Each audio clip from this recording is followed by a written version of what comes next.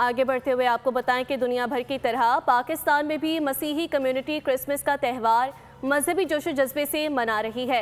Deputy commissioner Jhelum ने मसीही community के बच्चों के साथ केक काटा और तोहफे तकसीम किए।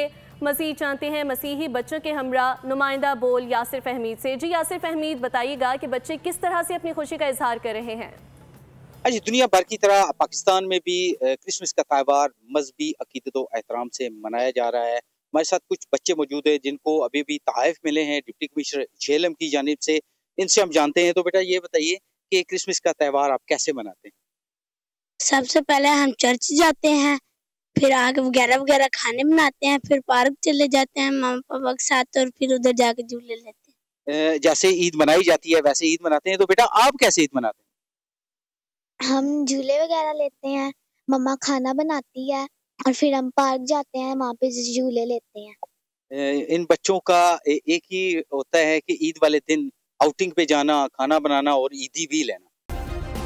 सब्सक्राइब करें और बेल दबाएं ताकि कोई खबर रह न जाए।